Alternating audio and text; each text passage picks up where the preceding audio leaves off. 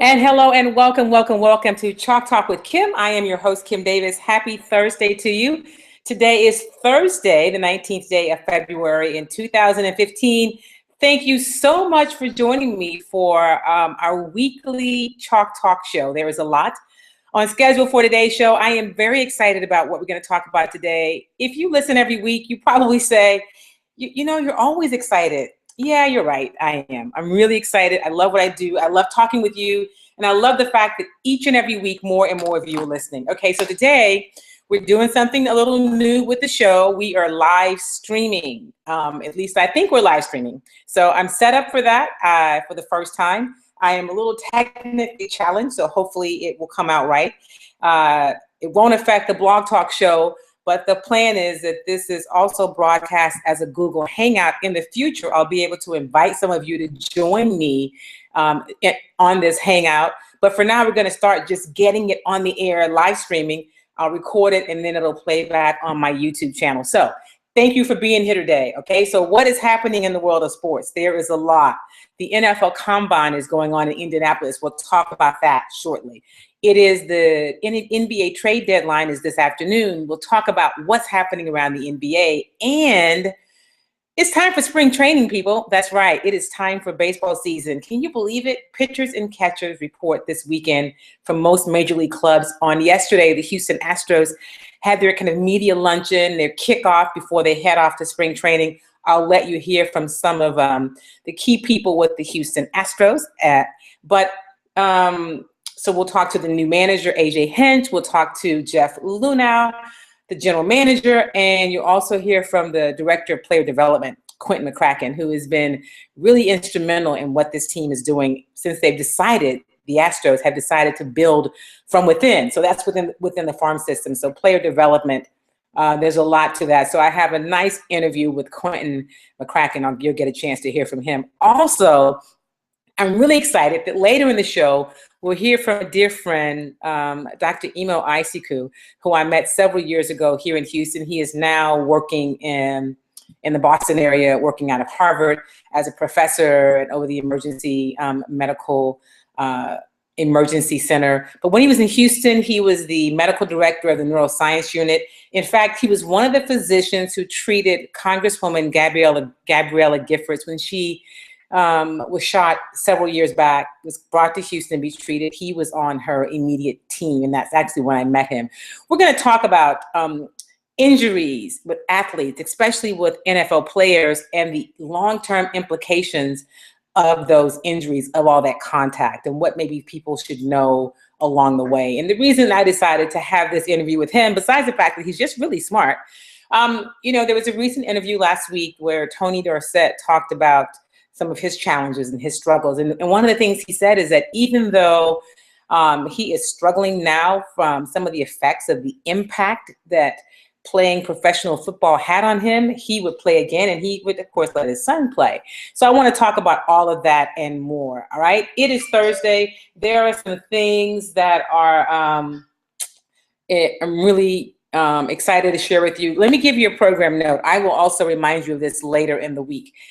We have a great show planned for you next week. I have a friend who was in town in Houston earlier this week, that's not true. It's already been seen all over the world. She had a screening of a film she did called Versailles 73. It was amazing. It was a great production, well written. It was a really good film. So if you like history, you don't have to be a fashionista. If you're one of the guys who are listening and saying, why would I want to see that, Kim? Get it for your wife, your sister. But here's the thing. If you care about history, it's just a really interesting film, and it was really well done.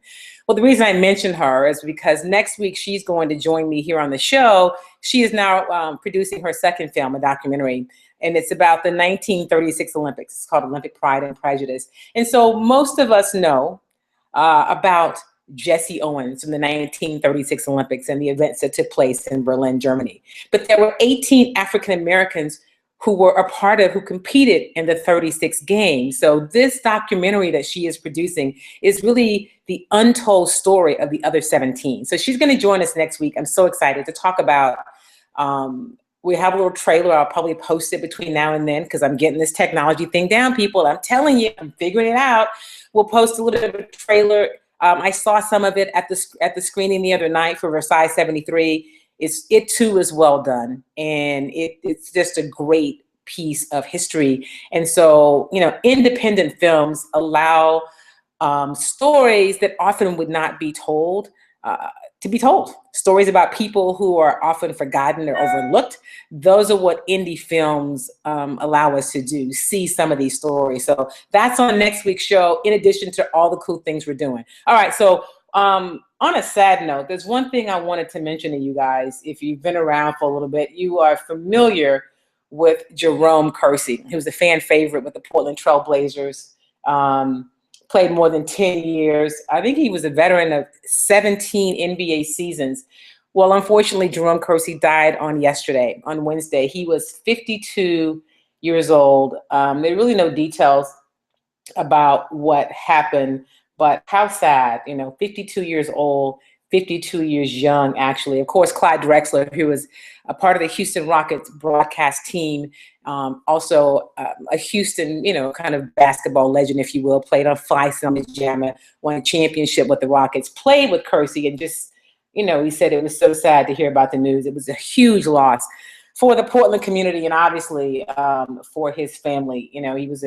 They said he was a great guy, he was a great teammate. In my career, I had a chance to meet him on several occasions and covered him over the years. And he was truly one of the nice gentlemen of the sport. And when you do what I do, it is, listen, it makes my job a lot easier. And not even so much, it's not about being easier, but it makes it enjoyable when you're able to talk to people and work with people who respect you as a professional and carry themselves as such. And Jerome Kersey was definitely one of those guys. So a sad day for the Portland Trailblazers, the NBA, and anybody who knew Jerome, but more importantly, a sad day for his family. So my thoughts and prayers go out to Jerome Kersey and the Kersey family. So since the last time we spoke, a lot of things have happened. We had the NBA All-Star game over the weekend. I watched some of the things around the game. I don't usually watch the game. If I'm not there covering it, it's kind of tough to watch personally. I'm a real sports fan. And so maybe the last 2 or 3 minutes, there's not a lot of real competition. It's cool to see some of your favorites. If you're, a fan, I think that All-Star Weekend is a great concept, but it was cool to see the celebrity game, to see Monet Davis spin around Kevin Hart, and to see some people that, some different folk play outside of what they normally do. Now, they probably think they do it, but, hey, not so much. So today is a trading deadline for the NBA, right? It is the NBA trade deadline. What's going to happen? Will there be any just big historic moves made? The deadline is today at 2 p.m., 3 p.m. Eastern time. And, typically, if you're a Rockets fan, and I know many of you listen and tune in from other parts of the country, I appreciate that. But as I often tell you, the Houston's my home base, so I'm most familiar with the teams in the market, although I do obviously pay attention and keep up on what's happening around the entire league. But I cover this Houston Rockets team, and, you got to figure that Daryl Morey, the general manager, is busy on the phone, making calls, trying to see, what he can get done. Of course, Houston has been linked in trade rumblings to Phoenix guard, Dragan. What just happened to my little screen? Because, I have all this stuff going on here. To Goran Dragic, who's a former Rocket. But the Rockets kind of seem to be a long shot to get him, it appears. GM Daryl Morey, he's made deals at the deadline in each of his first 7 seasons. So if history is any kind of a gauge, then he'll do something today. What will he do? Will he get another guard to complement James Harden to help out, Pat Beverly? Will he get another big guy to help in the absence of Dwight Howard? Who knows what will happen? But it is the NBA trade deadline, and Here's the thing. I heard Jamel Hill say something this morning. She was sitting in on Mike and Mike's show on ESPN. And I thought it was really, I got it, right? She said, we keep hearing about Goran Dragic and, like, is he the guy? And is everybody waiting to get him? And she said, it's kind of like being in a club at 2 a.m. and lights come on and you go, oh, look, there's Goran. He not so bad looking. He looks nice. It's kind of like that. And so if if you're a person that's hung out at all in your day, doesn't mean that you hang out in the clubs now, but if you've hung out at all ever, you know what she means. It's like, he's not a bad guy. He didn't look bad, but is he absolutely at the top of the list? Not really sure. So, there have been some deals made early on. There are lots of rumors about Ty Lawson and Goran Dragic. The key is what really happens, who's better at the end of this day. There's talk about and you look at around the league, we're at the midway point, what's happening, how's the season going so far? One of the teams that you obviously look at is the Cleveland Cavaliers with what they did in the offseason, bringing LeBron James back, acquiring Kevin Love. Is Kevin Love happy? Will he stay? Will he be the big free agent name that is available this summer?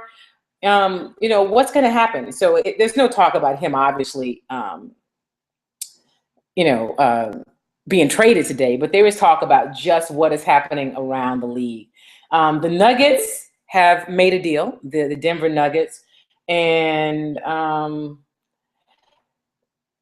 they did two deals, right? Wilson Chandler and Ty Lawson, of course, seem to be staying put because what they've really done is really unloaded some salary cap, gotten rid of some money. In fact, they unloaded almost $20 million for the 2015-2016 season in salary in two deals. And that may just be it. But it looks like Wilson Chandler and Ty Lawson are going to stay put.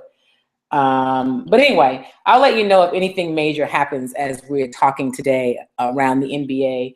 I talk about the Houston Rockets and what this team might do. We just don't really know. I mean, why? Okay, I'm looking over my iPad because I have two things going here. I have this computer because I have to have it set up so that we can do live streaming because I'm moving into the 2015 with updated technology. But I also have to have my information. And I keep getting these ridiculous pop-ups from banks, which really doesn't make me very happy. So I'm trying to delete some of that. And it's a bank that is not my favorite. And I don't even want to mention it because it's almost like a commercial. Stop it. Go away. All right. I'm going to come back to the NBA, but I want to let you hear from some of the Houston Astros. So the Houston Astros, who over the last couple of seasons have lost 200 games. Whew, that's a lot, okay? And, I'm a baseball fan. If you know me, I'm a sports fan in general, but I actually really enjoy baseball. And so it's been difficult being in Houston where Major League Baseball has been just on the fringes. I mean, we just haven't had a lot to get excited about other than the other teams coming to town. And so this offseason, the Houston Astros have done a much better job of adding some major league talent. I mean, because the last few seasons, quite frankly, since owner Jim Crane bought the team and took over, they've been pretty much fielding mostly minor league talent with a few spots of some major leaguers. Now, last year, it was really exciting to watch Jose Altuve. How can you not be excited about him? It was good to see what George Springer did and to see Carter come around and in terms of how when he moved to the DH spot, how he really started swinging the bat well. Will Jonathan Singleton, where will he fit? Where will he end up? Will he get into his groove? Will he figure out how to really just be who he is and be himself and be comfortable in that role? Those are a lot of the outstanding question marks. One of the things that did happen in the offseason, in addition to some of the acquisitions the Astros made, their main acquisition was they got a new manager. Of course, they fired Bo Porter late last season, and they hired A.J. Hinch in the offseason. Before I let you hear from A.J. Hinch, I'm going to let you hear from General Manager Jeff Luhnow. I got to tell you, I'm sure he's a lovely man, okay? And then whenever you start saying that, you always think, oh, she's about to dog him. Well, I don't dog people. If you know me, I don't do that.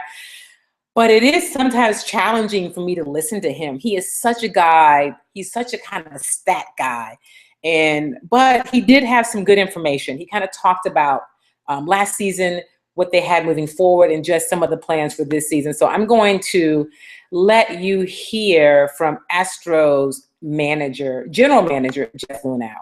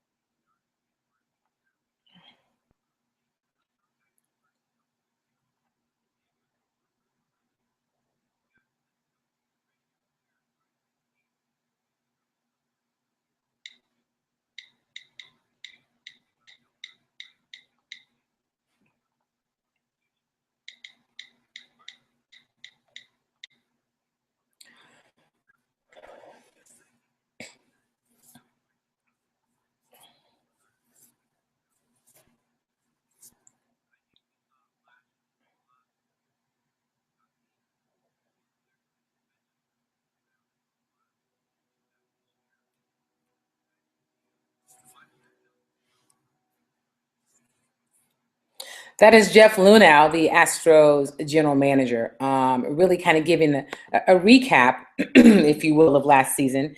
And, of course, as I mentioned, in the offseason, they brought in a new manager in A.J. Hinch, who I don't know him yet, but my initial impressions of him, I like him. He's excited about baseball. He seems very approachable. And I think it'll be interesting to see what he does with his ball club. I have to tell you, it's unfortunate that Bo Porter didn't get a chance to be around long enough to start to see, some of the benefits of having some talent to work with, because it absolutely makes a difference when you have some major league talent, something to work with. And Bo, unfortunately, was relieved of his duties before this season when they went out and made some key acquisitions. And so here's a little more from Jeff Luhnow as he gets ready to head to spring training.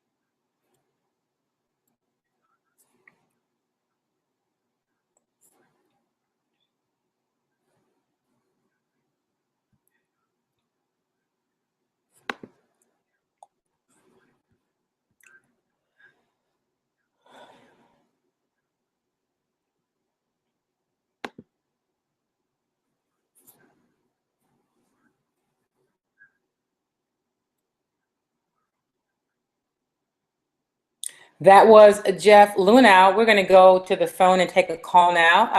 Hello, caller. You are on Chalk Talk with Kim. Hello. Caller, are you there?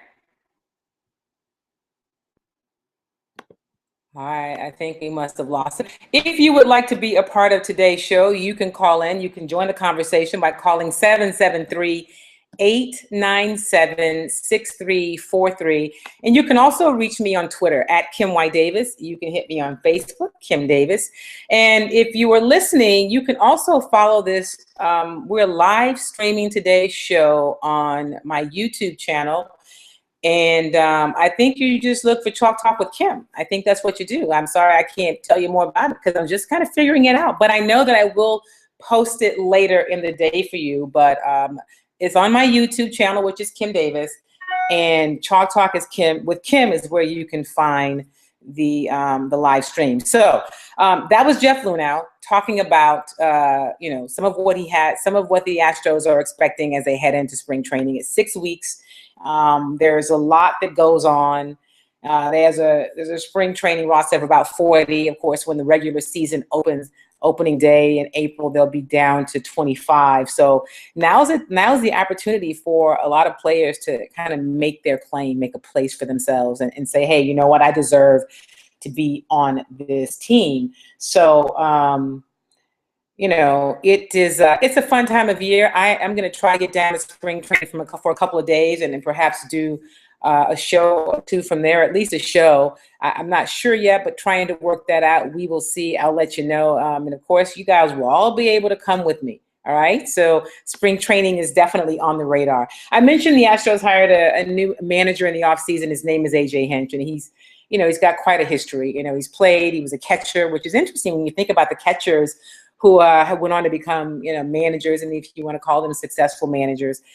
He's worked in the minor leagues. He has a really interesting, he's a well-rounded, if you will, resume as it relates to the world of baseball. And so he is, a part of the Astros plan to move this team forward. Makes me kind of think about this little song a little bit. I like to throw in some music for you guys other than just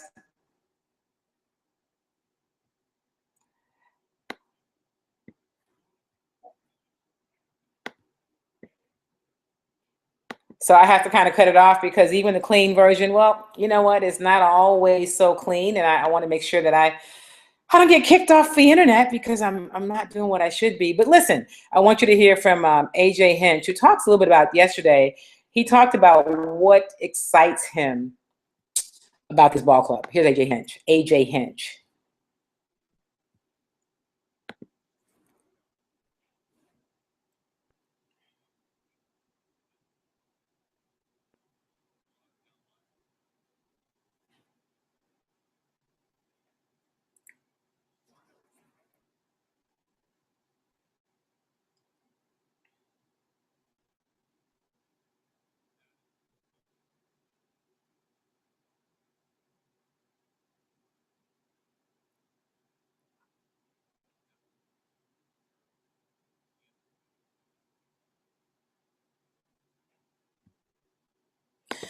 So he talks about what he's excited about, and he also talks about the outfield. The cool thing is they have a lot of time. They've got 6 weeks of spring training and several weeks before they even start. Well, not several, but a few before they actually start with any games. And so he talked also a little bit about the Astros outfield.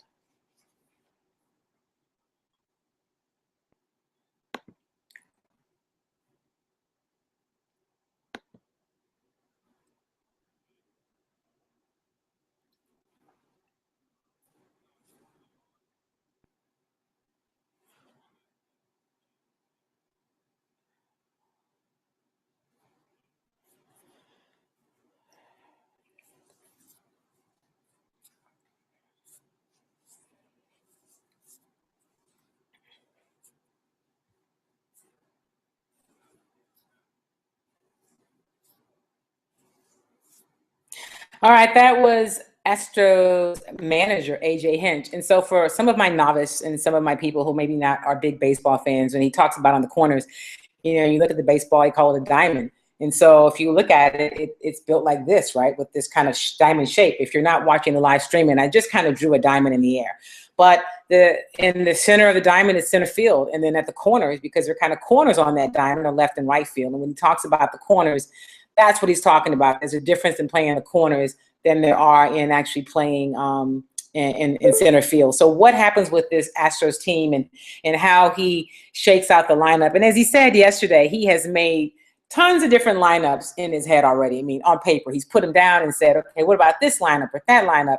And so there have been lots of different ways that he has looked at what this Astros ball lineup may look like on opening day. And they haven't even gotten to spring training yet. He was so excited to head out yesterday. I mean, he said, you know what, I want to make myself available to you all in the media. I know it's an obligation, and I'm cool with that.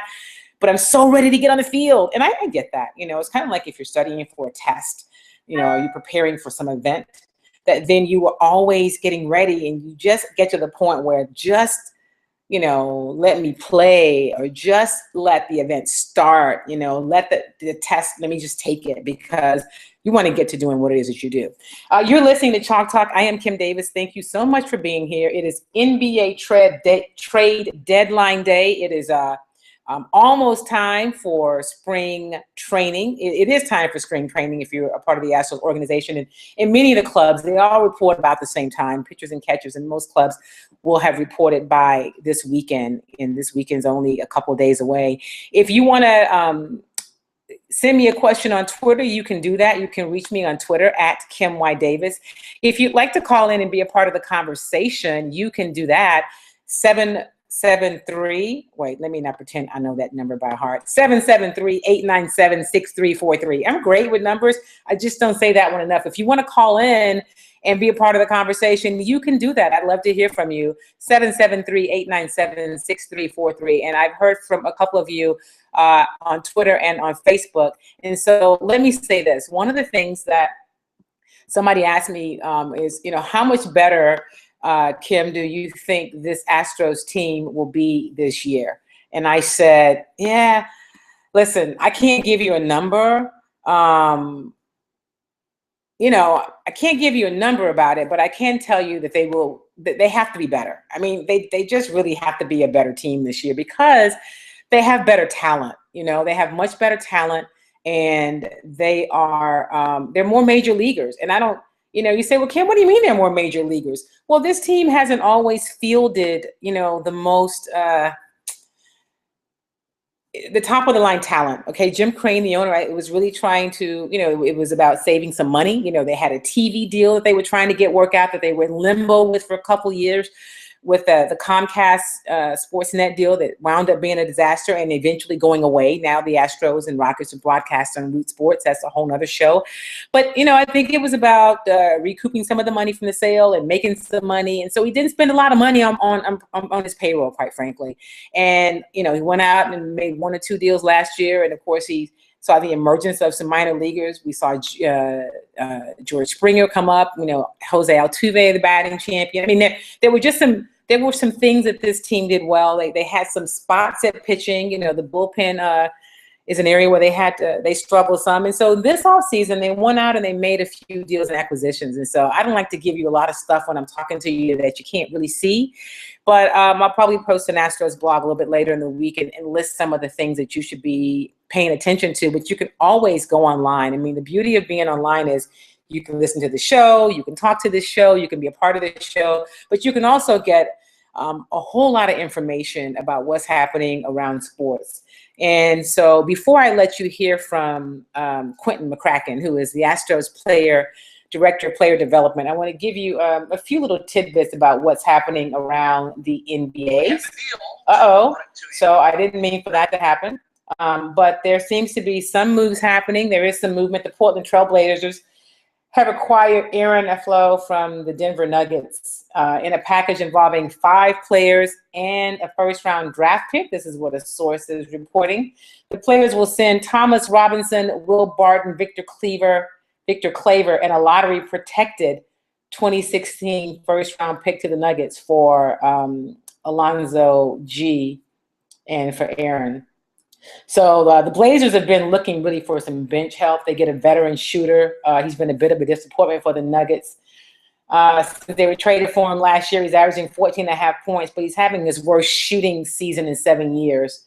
He has an option to become a free agent this summer. So, those kind of moves are always really interesting. What does it mean in terms of, what will actually happen with those players? You make the investment, you take the chance to go on and bring somebody in, and then you really kind of wonder what that looks like in the off season. Before I let you, we're going to take a little bit of a break from baseball. And I mentioned to you earlier that I was going to bring you a guest that I am actually really excited to have join our show.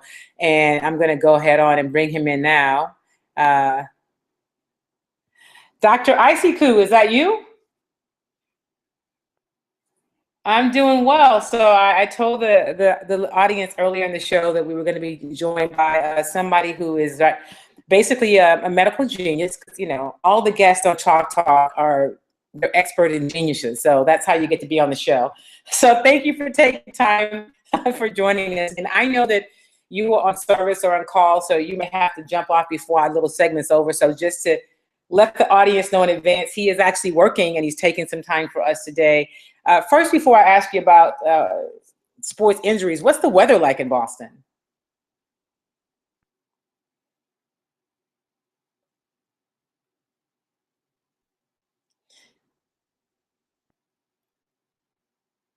Well, I just had to kind of rub that in because, you could be in Houston right here at the medical center where it is sunny and bright. But, we understand we make moves for our career.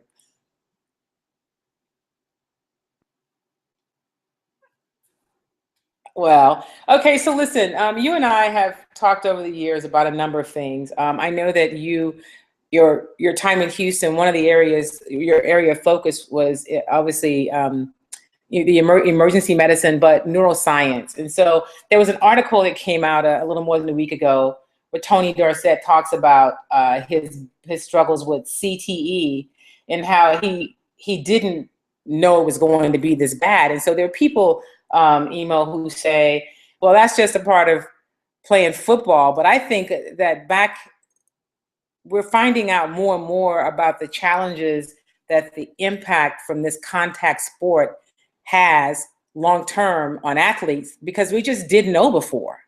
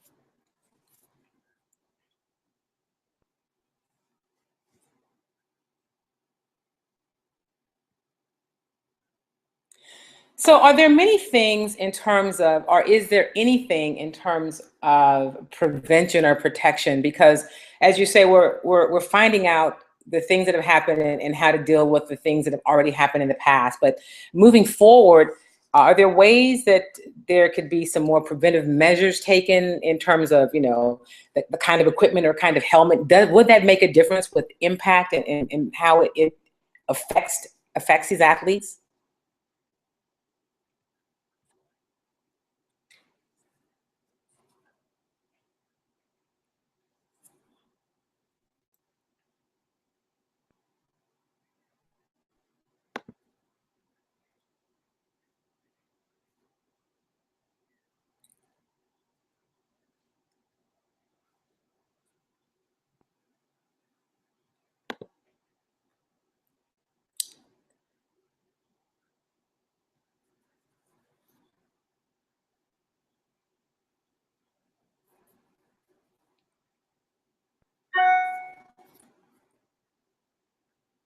Hmm.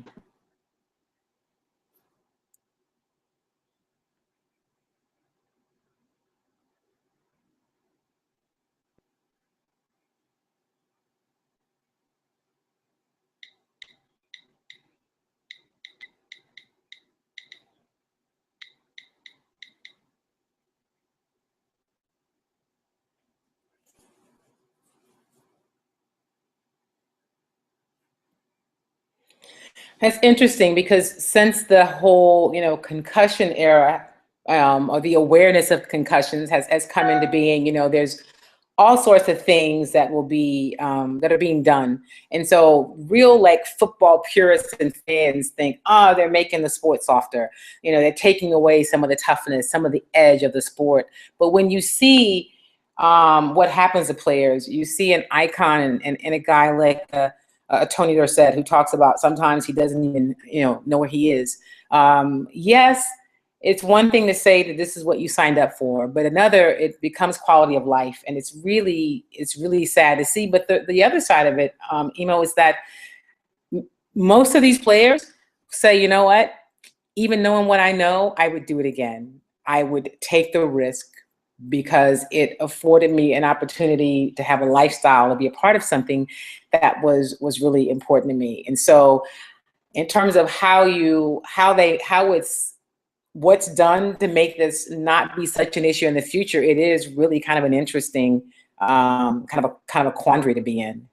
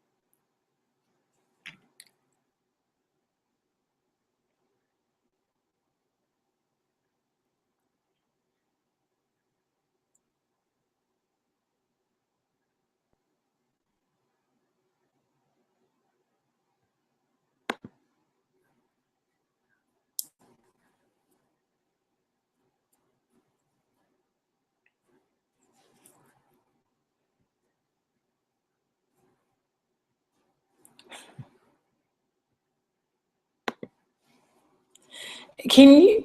Yeah, go ahead. Go ahead. I'm sorry.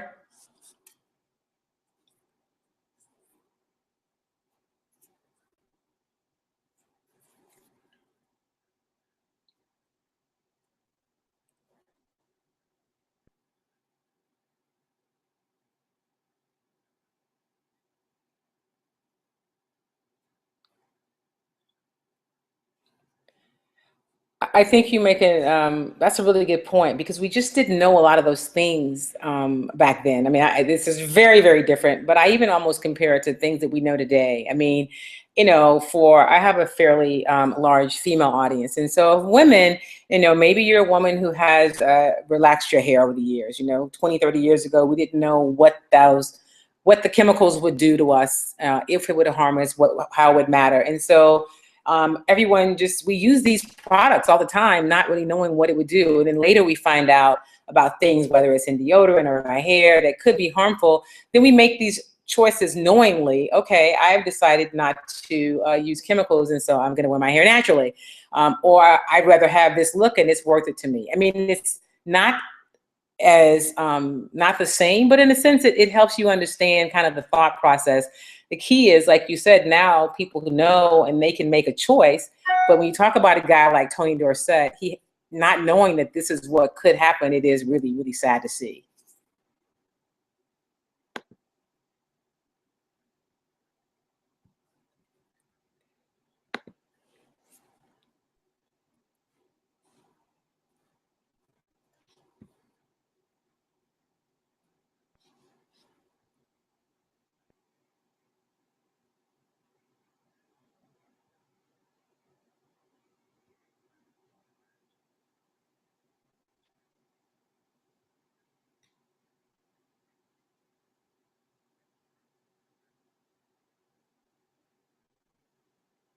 Mhm.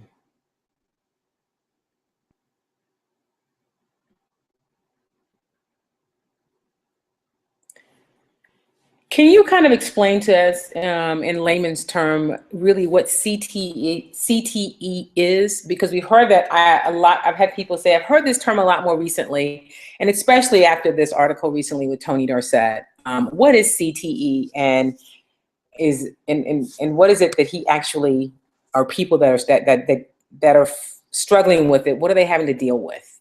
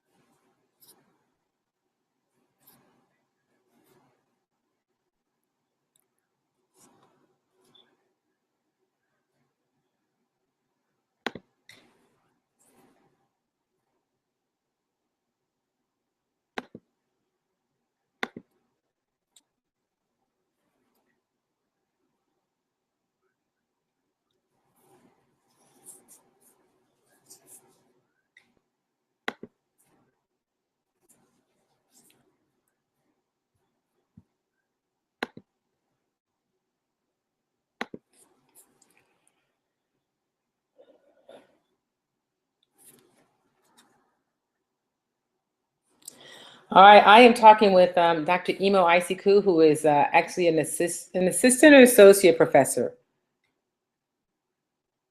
Assistant professor at Harvard University's Brigham and Women's Hospital. He has a focus in emergency medicine. He has a background, obviously, in neuroscience. He was the medical director of the neuroscience ICU and IMU here at Herman Memorial Hospital here in Houston. And so we're talking about just some of the long-term effects or the impact of the contact that NFL players face, what they experience in their playing careers and how it can impact or affect them long after the game. One of the things, Dr. Aisiku has agreed to join us periodically, and we're going to try to see if we can maybe get some regular kind of tips from him throughout the year about injuries. There's just so much as it relates to injuries and health around athletes, and not just professional athletes, collegiate athletes, and maybe even things that those of you who are parents, that your high school, you should know about your kids in terms of preparation and things to look for. So Imo, Dr. Aisiku, it's always great to talk to you. I know you're on call. I don't want to be greedy, so that when I contact you next time, you will agree to do the show. Thank you so much for being here today, and I will talk with you soon.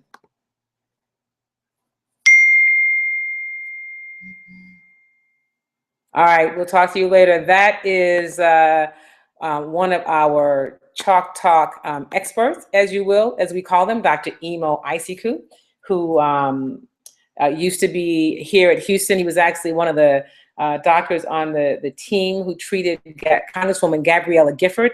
And so the whole issue about the brain and emergency medicine and neuroscience are things he specializes in. He's actually quite brilliant. I mean, he's has special studies of a background in sickle cell and just a lot of information. So, the goal, in order for you to be on Chalk Talk, you have to be some sort of a genius or some sort of, not a genius. Okay, that's kind of lofty. Let me take that back. You have to be someone who brings a little something to the table. And so I appreciate Dr. Aisiku for joining me today. He was on call, and so I didn't want to keep him too long so that he could make sure he's taking care of his patients. So today, as I mentioned, is the NBA trade deadline. And there have been some moves made. There's nothing yet from what's happening with the Houston Rockets. It's been quiet from that front. There's still a little more than about an hour and 14 minutes before the deadline strikes. The Rockets play at Dallas tomorrow night, so we'll see if anything happens prior to that. Before I play the other baseball interview, I wanted to, since we were talking about football and injuries, I want to stick with football for a bit. This is, of course, the week of the NFL Scouting Combine, and there is, all the teams are there. They're looking at all the top players. Of course, there's lots of talk about Jameis Winston and Mariota from Oregon, and whether or not, I think pretty much everyone thinks that Jameis Winston is the number one quarterback in terms of how he will translate to the pro style of offense. When I hear people talk about questions about his, not his ability, but him in terms of his off the court issues, I really hear that more from people in the media. I hear that more from my colleagues. So when I'm listening to people that are really a part of the NFL, people who are on the front office with teams, I talked to two different people this week who are with different front offices, and about the combine and just players and things that are happening. And I do that just so I can get information and make sure that I have good information to give you. Unfortunately, most people in the front office just are not given permission or are not really allowed by their teams to do interviews. I mean, they can do interviews with their team's website and their team's station and their team's broadcast. Those conversations are, quite frankly, a little more controlled. And, where the teams really have editorial control over what they broadcast. And so outside of the head coach, and maybe like if you're with the Texans, the offensive and defensive coordinator, when the head coach says this is the day these guys can talk, not many people say much else. I mean, the general manager will speak. Of course, Rick Smith, the GM for the Texans, was addressing the media earlier today in Indianapolis. But the director, the player personnel guys, and the other scouts and the other people that have integral roles in the organization aren't often able to really contribute, able to do interviews. And so I understand that. And so what I do is I have relationships with different people around the league, and I'm able to call and just kind of get some input. And so one of the things I asked these two different men who have are high-ranking people in football for different teams, I asked about Jameis Winston and how much concern there is about him in terms of his character and how he will translate at the NFL level. And you know what? Now, these are just two people, right? There are 32 teams. But each of these men, two very separate people in separate conversations, basically said the same thing. There's not much concern about that. The thought is that he is a little immature, that he is definitely bright, that he is a leader, and that one of his problems or one of his challenges was that he wanted to be like everyone else. Like he didn't really embrace the idea that, I'm extraordinary. I'm not like everybody else on my team. I want to be one of the guys. I'm like everyone else. And so that was one of the things that created some challenges for him. And they seem to think being around veterans, he doesn't have an issue with working hard. He is a guy that really is able to galvanize his team. I mean, rally the troops, if you will. They really do support him and like to be a part of what he is doing. He's a born leader, and his team really follows him. I mean, they buy into it. He is able to go in and control and take charge of the huddle. And let me tell you something, that's super important, especially at the quarterback position. You know, if he will undoubtedly be starting next year. I mean, I think that I can't imagine that Tampa Bay would pass on him, but, you know, who knows? And, you know, it'll be interesting. So I thought that was really interesting to hear them say, not a lot of concern. I mean, you always pay attention and you look to see signs and, you know, listen,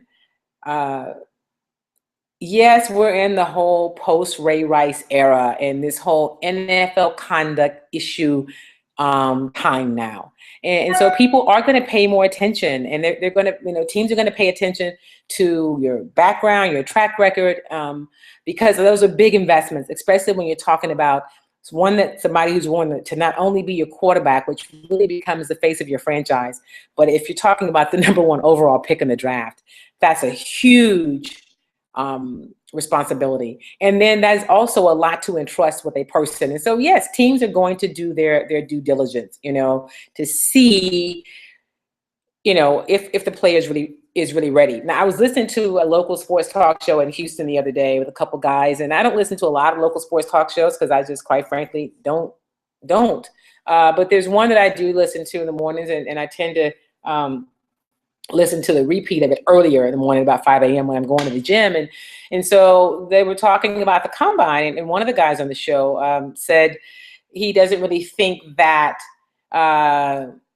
like the combines aren't so necessary, right? Because all of these top guys have pro days, the big schools have pro days, and you're going to see him compete. And, you know, how important is it really for a quarterback in terms of what he does in terms of bench pressing, right? Do you need your quarterback to bench press 300 pounds? So I get that. But one of the things that teams say is that, you know what, listen, the combine is absolutely important because, yes, when we go to pro day, you're not going to have a chance to get all the physicals and you know, a lot of the measurements, and you're not going to have a chance to interview all these players at one time. And granted, the interviews may only be in 15-minute intervals, but they're really important.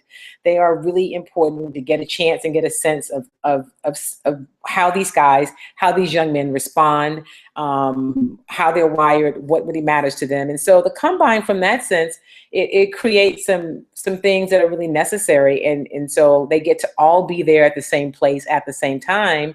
And they think that's really important. And I tend to agree. I mean, pro day is, you know, it's your pro day. It's definitely more controlled. You know, I don't know how important it is for your quarterback to run what he runs in the 40. I mean, does it matter if he runs a 4.6? You know, you want to see what kind of speed he has, what kind of mobility he has. I mean, those things you can find out at pro day, but to have all these players at one time in one place, I think is key. The combine's not going away, people. So for those of you who have been talking about the combine, it's not going anywhere, okay? I do think that Jameis Winston is still going to be the #1 overall pick. I think he's clearly the best quarterback in the draft as it relates to being on the next level. There are a lot of question marks about Mariota and whether or not he's a system quarterback or can he play at the next level. And so we'll see, you know, if he were to go to Philadelphia and play with his old college coach. I mean, that would obviously be a great fit. You hear nothing but great things about him in terms of his being a good athlete and being smart. You know, he didn't look great against Ohio State in the championship game, but, you know, Ohio State was just so good. Anyway, I digress. But this is a fun time of year. We're talking about the combine, and very soon we'll talk about free agents. And if you are a Houston Texans fan, because many of you are, I am based in Houston, although we cover the entire league. The Houston Texans, you know, listen, people, not a lot of options at quarterback. I'm just telling you. Ryan Mallett is one that they are going to have to hope is healthy and hope is what they thought he could be. And, you know, that he can build on that one great outing he had in the Cleveland game before coming back and playing against Cincinnati. And then, you know, with the pec injury, looking kind of like a pitcher who had just lost his control. And so not a lot out there. What are you going to do? Get Brian Hoyer? Going to bring in Mark Sanchez? Not a lot. This team needs a quarterback. It'll be interesting to see what they do. Also, in terms of the Texans, Jadeveon Clowney. people around the league say, listen, he is most other people, not necessarily media or fans, think he is really going to be special. So, the kid's been hurt. And, Rick Smith said that by the training camp and week 1 of the season, they hope that he is back ready, healthy, and whole. And that's the key for him, is to come back full speed and to have an opportunity, a full training camp, to be healthy so that we can see what it is he is really made of. You're listening to Chalk Talk. I'm Kim Davis. I'm going to go a little bit longer today because I do want you to hear from Quentin McCracken.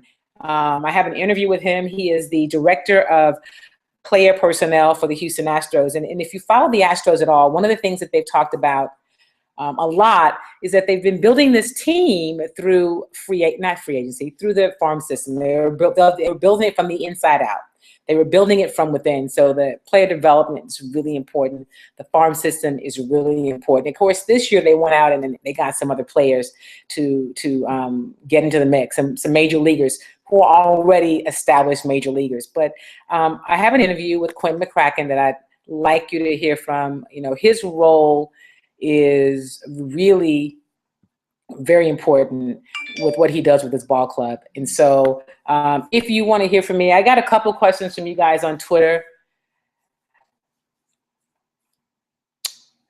I periodically have to just kind of play this song. It's called I'm a Winner, because it's just a reminder we are all winners.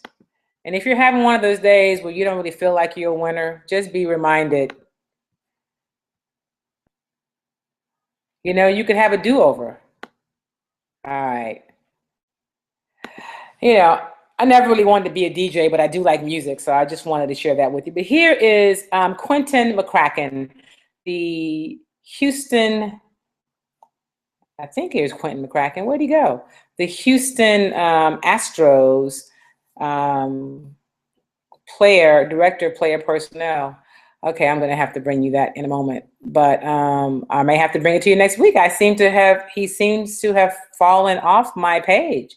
All right, so before we go, like I mentioned, a couple of program notes before we get out of here. Next week, I'm going to have Deborah Riley Draper, the filmmaker. She is producing a documentary on the 1936 Olympics.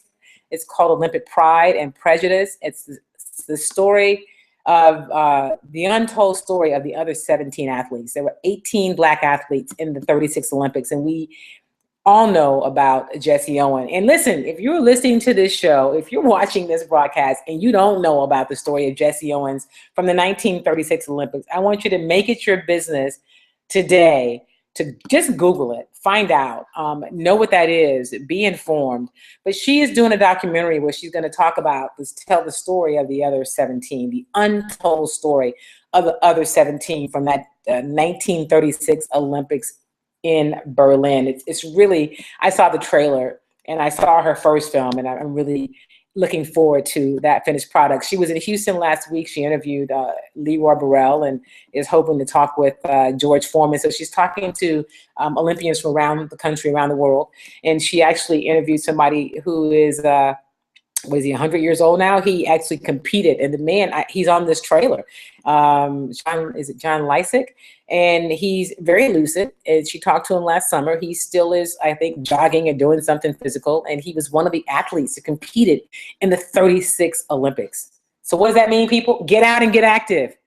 Get out and get active. You might live to be 100. And then what? You don't want to be just like laying around with not much to do. All right, so nothing from the Houston Rockets as of yet. No deal on the Rockets home front.